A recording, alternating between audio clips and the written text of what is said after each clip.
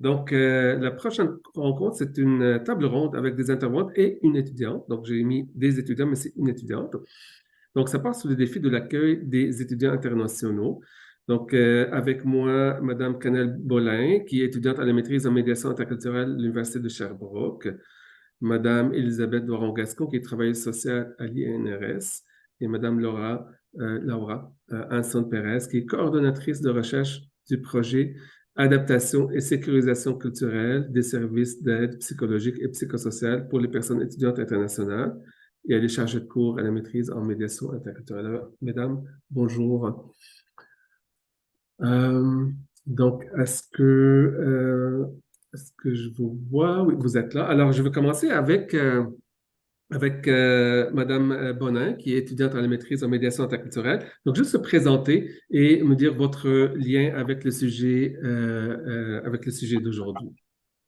Bonjour, donc comme Habib l'a dit, je m'appelle Canel et je suis étudiante internationale. Je suis arrivée au Canada il y a plus de 4 ans, donc à l'âge de 18 ans. J'ai fait tout mon baccalauréat à Montréal, puis maintenant je suis étudiante à la maîtrise en médiation interculturelle à l'Université de Sherbrooke. Donc je suis une étudiante qui a connu la fameuse phase Covid qui a été dramatique pour les étudiants internationaux et qui, bon, maintenant ça s'apaise. Et voilà, j'ai pu vivre un certain nombre d'expériences qui sont pertinentes à connaître pour la situation des étudiants internationaux. Voilà. Et merci. La parole est à Madame Gascon, Doiron-Gascon. Oui, donc bonjour tout le monde. Je suis Elisabeth Doiron-Gascon, donc je suis travailleuse sociale à l'Institut national de recherche scientifique, donc l'INRS, et je suis en processus là pour devenir criée. Donc je suis dans les dernières étapes là, pour faire partie de l'ordre là, donc du CCIC. En fait, je vous place juste le contexte de l'Institut national de recherche scientifique brièvement. En fait, c'est 4 centres de recherche là, et de formation thématique qui regroupent des étudiants, donc 850 étudiants à la maîtrise et au doctorat et plusieurs post-doctorats, donc situés à Québec, Montréal, Laval et donc Varennes. Et puis, en fait, on développe aussi des unités mixtes de recherche un peu partout au Québec, là, associées aux différentes composantes de l'UQ. Ce que je vous dirais, c'est que chez nous, il y a 2 tiers de nos étudiants, donc plus de 66%, qui sont des étudiants de l'international, d'une cinquantaine de pays différents. Donc, on est l'université où il y a le plus haut taux d'étudiants internationaux et de ce nombre-là, donc des 2 tiers, 25% sont anglophones, donc sont anglophiles uniquement. Donc, ce qui peut poser aussi un défi, je vais en parler tantôt, Oui. de faire partie d'une université francophone, puis d'être projeté des fois dans des milieux là vraiment francophones où ils ont l'impression en arrivant que tout le monde est bilingue en Amérique du Nord. Fait qu'on va en parler tantôt. Merci. Madame Laura Anson. Oui, bonjour. Bon, ben, moi, j'ai un parcours un petit peu atypique. Je t'en remets ça. Actuellement, je coordonne, comme Aviv a dit, un projet de recherche sur l'adaptation des services des relations d'aide aux étudiants internationaux. En partenariat, bon, on est l'Université de Sherbrooke, Université Bishops, Cégep de Sherbrooke, puis Cégep de Granby. Puis on s'intéresse vraiment au service des relations d'aide et l'adaptation pour les étudiants internationaux et immigrants aussi. Merci. Je suis Pardon. chargée de cours à la maîtrise en médiation Oui. interculturelle, mais je suis arrivée ici au Canada comme étudiante internationale, alors je connais bien aussi les parcours d'une étudiante internationale, puis les passages à visa de résident permanent, citoyenneté, etc. Merci beaucoup. Donc, j'avais déjà envoyé des questions aux panélistes d'aujourd'hui. Donc, vu que le colloque a un angle qui porte sur l'accueil des étudiants internationaux, j'avais demandé aux panélistes de nous parler un petit peu des déterminants. Quels sont les déterminants personnels, psychosociaux, administratifs pour un bon accueil des étudiants internationaux? Donc, je vais donner la parole à Madame Doiron-Gascon, donc en premier, ensuite Laura, ensuite Madame Bolin. Oui, donc merci. En fait, je vais parler en fait de différents déterminants. Tout d'abord, d'ordre personnel et des déterminants structuraux. Comme mes prédécesseurs, j'en aurais long à dire, donc je vais y aller plutôt de façon résumée. Au niveau des déterminants personnels, ce qu'on constate sur le terrain, là, c'est vraiment la connaissance ou la méconnaissance, je dirais parfois du français et ou de l'anglais, je dirais, et des codes culturels. Donc, ça a une grande influence aussi sur les parcours académiques. Ensuite, la deuxième rubrique, c'est les difficultés financières et les vulnérabilités. On sait particulièrement face aux bourses et je dirais aussi, moi, c'est sûr, je suis aux études supérieures pendant les périodes de rédaction. Donc, souvent, les étudiants se retrouvent en grande situation de précarité financière, ce qui amène des enjeux également dans la conciliation, là, études, travail, famille. Troisième point, au niveau des déterminants personnels, je dirais aussi avoir ou non un réseau social. Donc, on voit beaucoup d'isolement chez les étudiants qui proviennent de l'international. Donc, ça, c'est vraiment un facteur qui contribuent à leur réussite ou à leur, disons, parcours qui peut être parfois plus difficile. L'adaptation, l'intégration, on en a parlé, hein, la lune de miel, mais aussi les chocs qui peuvent survenir.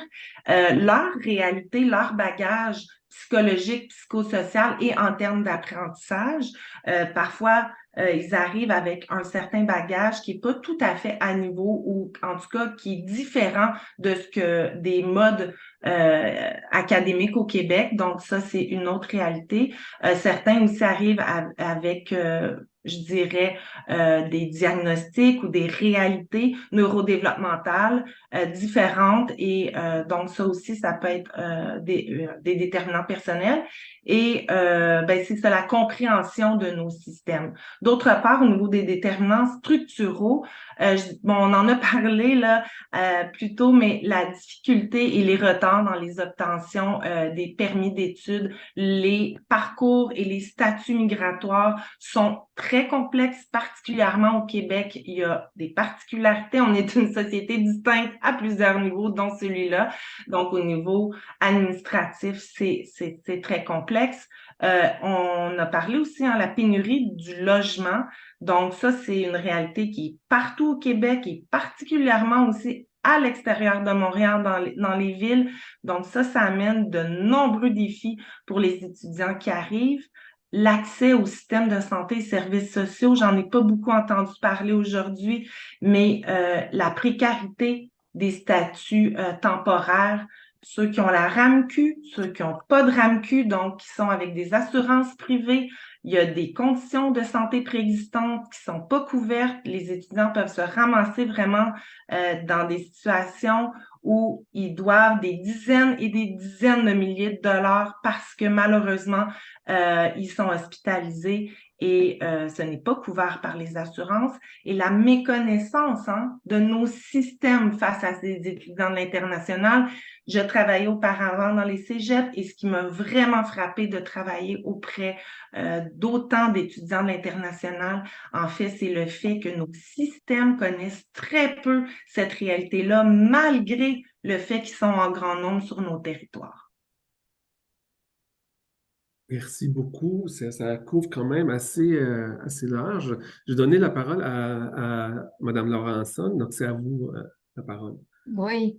Mais je vais pas répéter un peu, j'étais dans la même lignée, mais je vais quand même reprendre des choses qui ont été dites par nos conférenciers, en fait.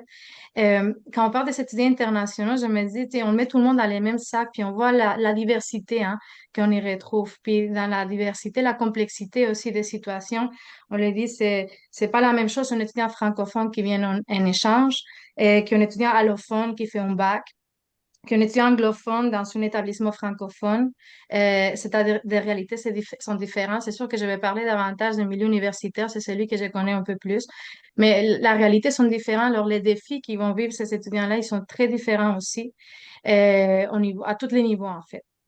Moi, j'étais plus aussi dans les déterminants des établissements. En fait, qu'est-ce qu'on fait dans nos établissements? Je pense qu'on fait beaucoup. Puis c'est très complexe. C'est pour ça qu'on est autant de monde aujourd'hui dans cette colloque, vu la complexité. Mais je l'ai goût de dire, puis j'ose les nommer, il y a les établissements, ils ont une responsabilité auprès de ces étudiants internationaux. Je dirais, mais jusqu'à où va cette responsabilité? Est-ce qu'il s'agit de le recrutement, l'intégration, l'installation, l'accueil? On des conférenciers à parler de l'accompagnement, en fait. Aussi, alors que et je suis tout à fait d'accord avec lui. Moi, je m'intéresse beaucoup à l'accueil, puis je l'ai dit souvent, ça marque un parcours, une expérience à l'international, l'accueil qu'ils ont fait. Et c'est pas les déterminants, c'est-à-dire, si on a eu un accueil qui est un petit peu, comment on dit, québécois, croche, ben, on peut les reprendre puis réparer. Mais je pense que la première expérience, l'accueil, fait vraiment une bonne différence. J'ai dit, il faut que les milieux, je dirais, soient prêts, les plus près possible. On a parlé de sensibiliser les acteurs d'une communauté universitaire ou collégiale. Puis parmi les acteurs, oui, il y a les personnels, mais il y a aussi les étudiants qui vont se côtoyer les uns avec les autres. On a parlé des formations. Je ne sais pas les stratégies là-dedans. Je laisse des points d'interrogation, mais je pense qu'un milieu qui est prêt, l'accueil, puis l'adaptation des étudiants dans ce milieu va être meilleur, je pense. Que le personnel soit prêt. Puis je me dis aussi travailler davantage en réseau. Euh, on est un établissement d'enseignement, puis on a beaucoup de services à l'intérieur, mais comme on a déjà nommé, les étudiants, ils habitent des fois aux résidences, mais des fois dans la ville.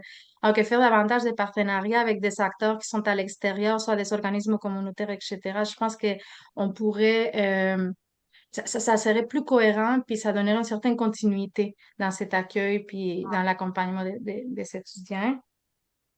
Euh, Mon Dieu, j'aurais aussi beaucoup de choses à dire, mais je vais m'arrêter là. Alors, merci beaucoup, Laura. Madame Bolin, à vous la parole.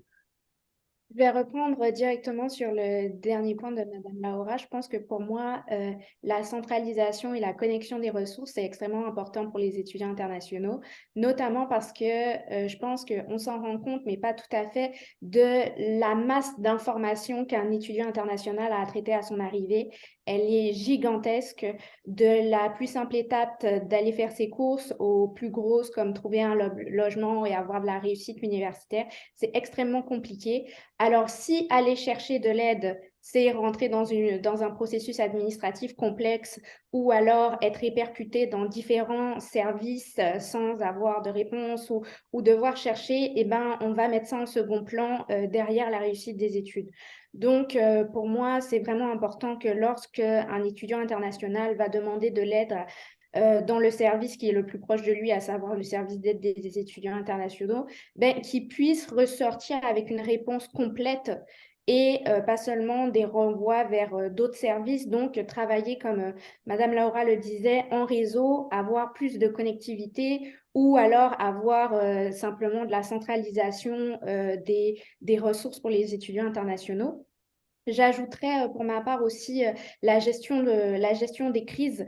Quand nous avons des crises dans nos sociétés, elles sont difficiles pour chaque personne qui y vive, mais les personnes vivant déjà dans la société d'accueil peuvent répercuter plus facilement les répercussions des crises dans un réseau social, dans un soutien familial. Les étudiants internationaux ne le peuvent pas. Je prends un exemple tout bête. Par exemple, en ce moment, il y a la grève des enseignants et du corps professoral à Montréal. Eh ben, les résidents du Canada peuvent plus facilement, même si ça reste complexe, répercuter la garde de leurs enfants chez la famille, papy, mamie, mais les étudiants internationaux ne le peuvent pas souvent parce que les parents, le soutien familial n'est pas là. Donc, ils n'ont pas la chance de pouvoir répercuter ces crises sur un réseau et donc ça nécessite de l'accompagnement. Mais il ne s'agit pas de dire qu'il faut avoir toutes les ressources dans l'établissement, mais simplement que l'établissement ait de quoi référencer l'étudiant vers les services appropriés. La première intervenante l'a très bien expliqué, la santé, c'est un point essentiel et qui reste complexe. La santé au Canada c'est un enjeu déjà pour les personnes qui y vivent, mais pour les étudiants internationaux, je crois que c'est encore pire. Comprendre son régime d'assurance maladie, c'est un processus qui est très complexe et qui est très long, si bien que nombre d'étudiants que je connaisse n'utilisent pratiquement jamais ce régime d'assurance, voire en prennent un deuxième qui leur semble plus adapté ou simplement qui n'est pas forcément plus adapté, mais vu qu'ils ne comprennent pas le premier, eh ben, ils vont en chercher un autre. Et le deuxième point, c'est simplement savoir où est-ce que je dois aller quand je suis malade. Je prends mon expérience personnelle. La première fois que j'ai dû consulter un médecin au Canada, ça a été un parcours qui était compliqué, qui était fatigant, qui était éprouvant pour ma part et puis surtout qui était inquiétant parce qu'il y a cette question de se dire s'il m'arrive quelque chose de plus grave, est-ce que je vais trouver les ressources et surtout de connaître les déterminants financiers de ce que cela impose. Est-ce qu'avec mon assurance étudiante, lorsque je vais voir un médecin, je suis simplement couvert et je n'ai rien à débourser ou alors je dois avancer les fonds parce que même si je suis remboursée dans ce cas-là, ça change tout. Ça impacte mon budget. Est-ce que ça va prendre l'argent pour la semaine de course? Ce sont des choses qui sont très concrètes. Donc pour moi, l'information autour de la santé, elle est extrêmement primordiale. Et puis, je rajouterais que malgré, je l'ai déjà dit, un flot d'informations intense, il faut savoir dans nos programmes d'intégration et dans les programmes d'accompagnement, rendre les informations digestes et opérationnelles parce que ça ne sert à rien d'apporter à l'étudiant international un flot de réponses s'il n'est pas capable après de digérer toutes ces réponses puis de pratiquer des actions concrètes après qui pourront l'aider. Donc, c'est les points que je voulais rajouter. Madame Bolin, c'est vraiment très intéressant ce que vous avez dit. Moi, j'ai le goût d'enchaîner sur la deuxième question avec vous. Donc, qu'ont-ils besoin depuis leur arrivée pour bien réussir leur intégration? Comment peut-on les accompagner? Vous avez répondu un petit peu, mais j'aimerais bien aller un peu plus loin. Alors, moi, je pense que les étudiants internationaux, une partie des étudiants internationaux, lorsqu'ils arrivent, sont confrontés à deux réalités. Premièrement, celle d'être étudiant international avec tout ce que ça implique, choc culturel, etc., etc. Mais aussi, je pense qu'il y a, on l'a abordé d'ailleurs durant les interventions, certains étudiants internationaux arrivent très jeunes. Donc, à la fois, on a le choc culturel et à la fois, on a première expérience d'autonomie. Donc, ça rend tout ça extrêmement compliqué. Ils n'ont pas les réflexes d'une personne adulte. Ils passent vraiment de tout à rien. Je suis dans mon concours familial, dans mon pays, avec papa-maman, j'arrive dans une société d'accueil que je ne connais pas et souvent, je suis seule. Donc, ça demande des programmes d'intégration qui sont encadrants, avec potentiellement même, j'irais jusqu'à dire, avec des personnes ressources, la même, pour que je puisse poser des questions avec des formes de communication réactives, à savoir, par exemple, messagerie directe, appel téléphonique, donc des moyens de communication qui peuvent répondre à l'urgence dans ces premières étapes-là, donc des programmes d'intégration qui permettent aux étudiants internationaux de rentrer dans leur programme à la fois ce qu'ils ont besoin, toutes les étapes administratives qu'ils ont besoin de faire, mais aussi des expériences récréatives et sociales parce que les premiers jours, les premières semaines dans la société d'accueil, vous l'avez dit, sont extrêmement importantes et on doit avoir un premier contact le plus positif que possible pour surmonter les épreuves de la suite. Et puis aussi, ces activités d'intégration vont permettre aussi de finalement tisser les premières bases d'un réseau social qui est extrêmement important. Mais ce que je tiens à rappeler, je l'ai déjà dit dans la première question, il faut rendre le tout digeste. Ça ne je pense, à mon sens, que ça ne sert à rien de donner un flot d'informations parce que on n'y arrive pas.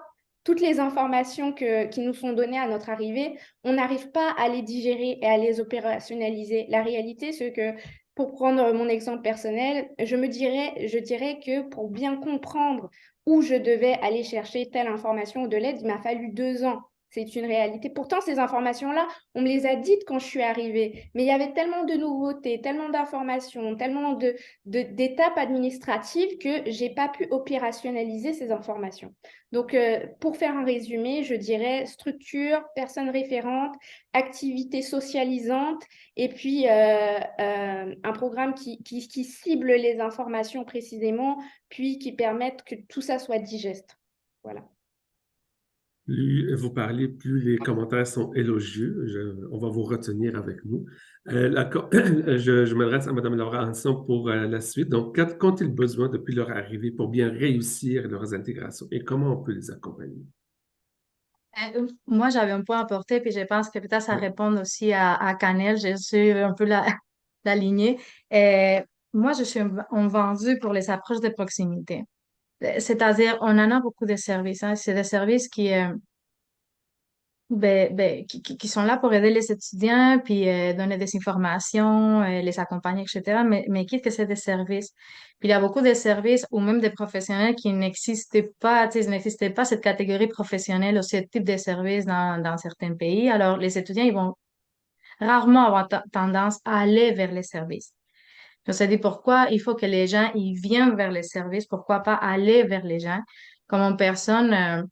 Je dirais une personne ressource, une personne qui est plus terrain, qui est plus proche des étudiants, une personne ou des personnes, ou les gens qui sont déjà dans des services, etc. Sinon, de dire qu'il peut y avoir des personnes qui sont plus proches des étudiants pour éventuellement soit référer vers les services, soit simplement répondre à des questions ou les accompagner pour donner des réponses un peu plus facile, plus direct, quelqu'un qui connaît, qui fait un peu les ponts, même, je dirais, entre les établissements d'enseignement supérieur puis l'extérieur, les ressources qu'il y a à l'extérieur dans une ville, par exemple. On appelle ça comme des intervenants des corridors ou des travailleurs des rues, une espèce de personne comme ça. Je pense que ça pourrait être vraiment intéressant pour, ré- pour répondre aux besoins d'une façon plus rapide. Dans certains établissements, ça existe comme professionnel, dans d'autres, ça n'existait pas. Mais je pense que ce type d'approche un peu plus personnalisée, ça serait quand même intéressant. Puis comme on a dit, en général, la personnalisation des services, en fait, parce que les parcours sont très différents, les raisons pour lesquelles ils arrivent, les étudiants sont très différents, leurs projets académiques et je dirais des fois migratoires, comme on a dit, ce sont très différents. Alors que je pense que mieux, plus proche qu'on est, puis on a connaissance de l'individu, mieux on peut l'accompagner. Puis là, je dirais des fois, c'est simplement de poser des questions, en fait. Puis même avant que les gens arrivent, avoir une idée de qui sont les étudiants que fort probablement ils sont les plus vulnérables. Pour moi, un statut temporaire, c'est un statut qui vulnérabilise la personne, dans le sens que même si la personne veut rester, et pouvoir rester ici que si tu réussis tes études, c'est-à-dire si tu es exclu d'un programme ou si ça précarise tellement, le stress augmente, l'anxiété augmente, c'est vraiment OK, je dis, il y a quand même de dire, bon, est-ce qu'il y a des étudiants qui ont des bourses, non pas des bourses? Est-ce qu'ils viennent faire des études à long terme? Est-ce qu'ils viennent, qui ont une session? Est-ce que c'est un étudiant allophone ou francophone? Est-ce qu'il y a un réseau ici ou il n'y a pas de réseau ici? Est-ce que la situation financière est précaire? Est-ce que c'est une première expérience à l'international ou c'est quelqu'un qui a déjà eu des expériences à l'international auparavant? Est-ce qu'ils viennent accompagnés d'une famille? On a des étudiants qui viennent avec leur famille aussi.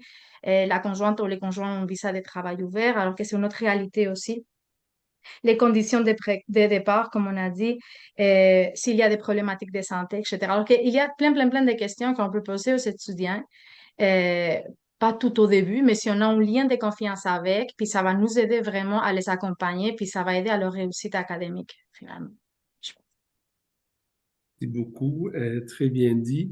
Madame Doron-Gascon, à vous la parole. Donc, sur la question de qu'est-ce qu'ils ont besoin depuis leur arrivée pour réussir leur intégration et comment on peut les accompagner.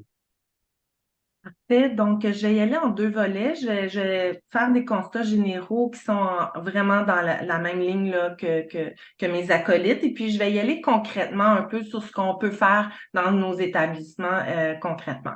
Donc, comme on le disait, je pense être mieux informé et accompagné dès leur admission dans l'établissement d'enseignement supérieur jusqu'à la phase d'arrivée au Québec, mais je dirais même jusqu'à la post-diplomation. Donc, c'est vraiment un long continuum et les besoins, en fait, surviennent tout au long de ce continuum-là.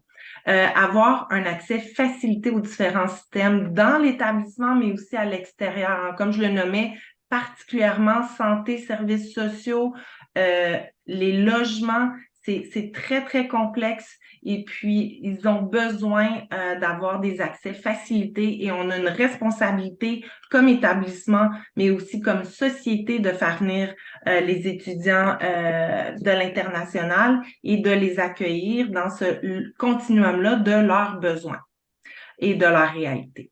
Le lien, hein, on a beaucoup parlé du lien, être en lien, développer un sentiment d'appartenance, mais aussi, comme on nommait, d'avoir des personnes au sein de nos établissements avec qui ils peuvent être en lien, d'avoir des personnes références, parce que pour demander de l'aide, pour demander du soutien, souvent, ça va passer par le lien.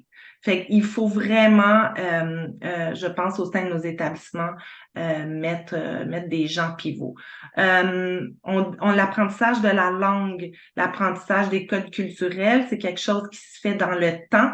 Je pense encore là que nos établissements ont une responsabilité de s'assurer que les gens peuvent aussi suivre des cours de perfectionnement de la langue française ou même d'un apprentissage de la langue française. C'est essentiel pour leur parcours académique.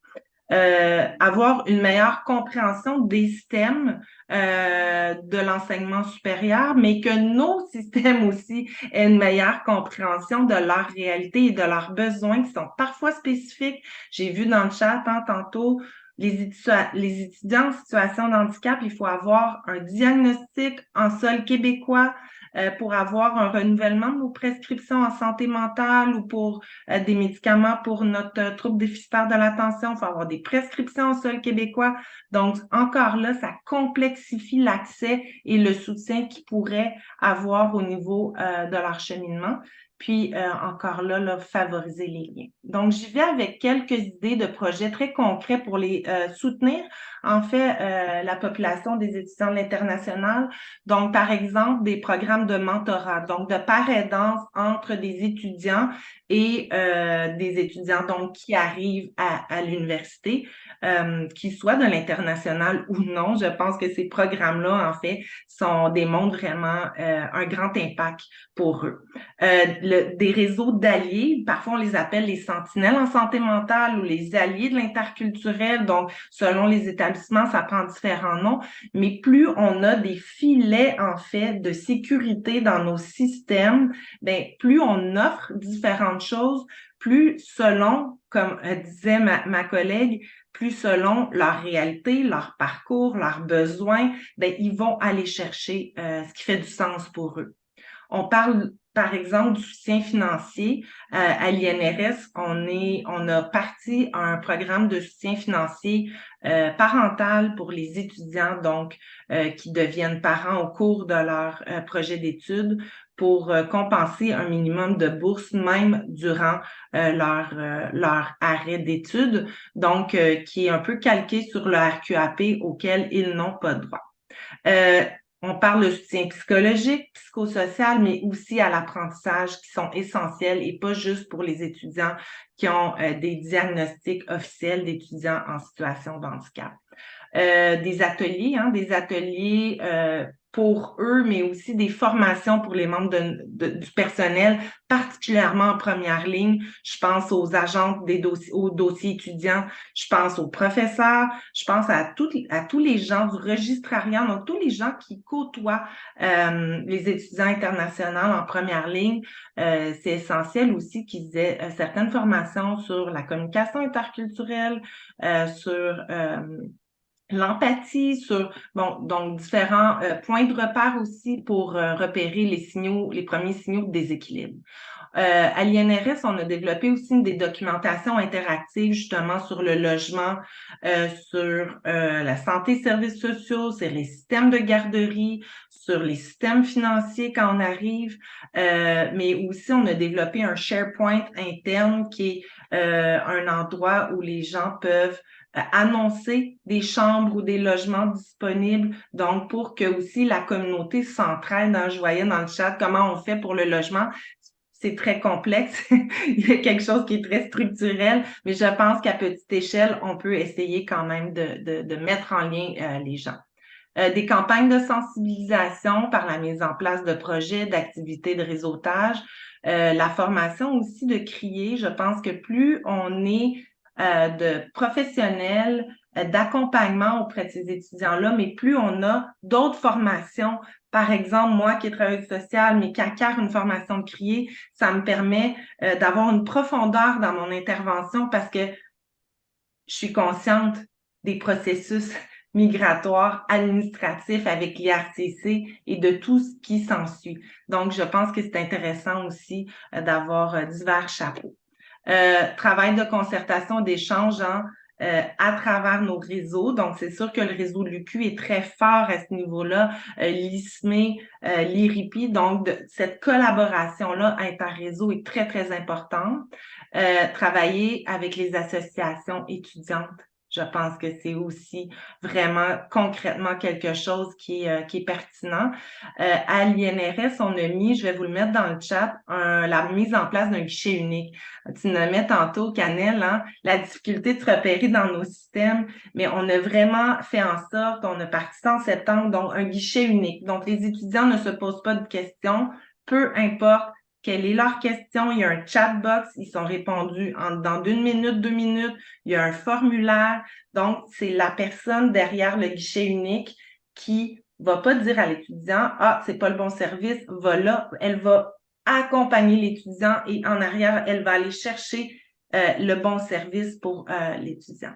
On a des réflexions aussi sur des guides post-admission, justement, comment schématiser, documenter ces continuums-là et une réflexion sur comment intégrer les aspects justement psychosociaux, psychologiques, de soutien à l'apprentissage dans les plans de développement individuel qui des fois sont seulement faits au niveau de l'académique, les PDI qu'on appelle, mais comment intégrer justement, tu le nommais très bien tantôt, d'intégrer des déterminants et des facteurs qui sont des facteurs de protection ou des facteurs qui peuvent aussi mettre la personne en déséquilibre. Donc, on le sait très bien, c'est documenté. Donc, comment on peut être davantage en amont et en prévention au lieu d'être en réaction.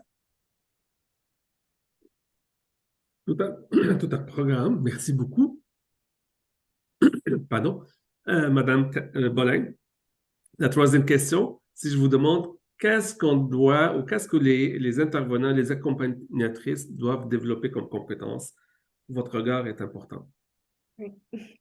Alors, selon moi, les intervenants qui travaillent avec les étudiants internationaux, je pense que c'est vraiment la présence, être accessible et être visible dans l'espace des étudiants internationaux.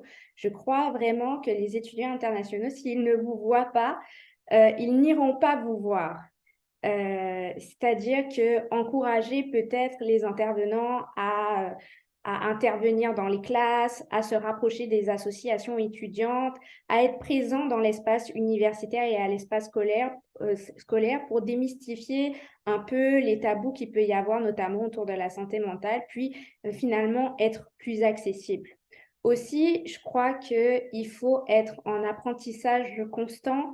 Les pratiques interculturelles, les pratiques se développent chaque jour, on en apprend tous les jours, les rapports changent.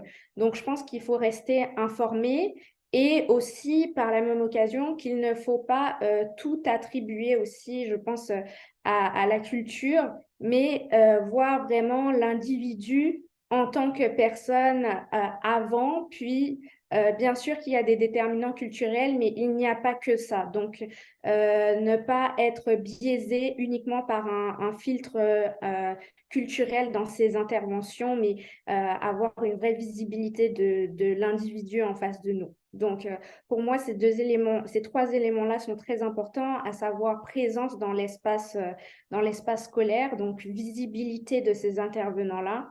Ensuite, apprentissage, être en apprentissage constant, s'informer sur les différents sujets, les différentes méthodes. Et enfin, comme je le disais, c'est vraiment de ne pas voir que le biais culturel, mais voir aussi la personne dans ses interventions. Voilà. Merci. Laura,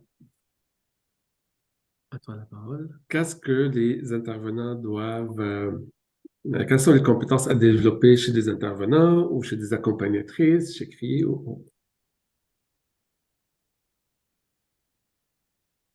C'est moi, Habib? Oui, oui, oui, Oui? oui. OK. Euh, ben, j'ai rebondi un peu sur qu'est-ce que quand elle a dit, mais je dirais la première chose qui m'est venue en tête, en tant qu'intervenante aussi moi-même, là, je suis quand même intervenante, mais je dis une grande humilité, en fait. Développer une grande humilité face à la grande incertitude, en fait, parce que, tu sais, on est formé pour savoir, puis pour accompagner, puis il faut pas oublier que, tu sais, on a été formé pour travailler, tu sais, dans nos cas, dans nous. Tu sais, moi, j'étais formée en Espagne, mais j'étais formée ici, alors que je suis conscient que moi, j'ai des codes qui sont des codes ben, d'ici, par exemple. Alors qu'ils sont pas nécessairement les mêmes codes qu'ils ont ailleurs.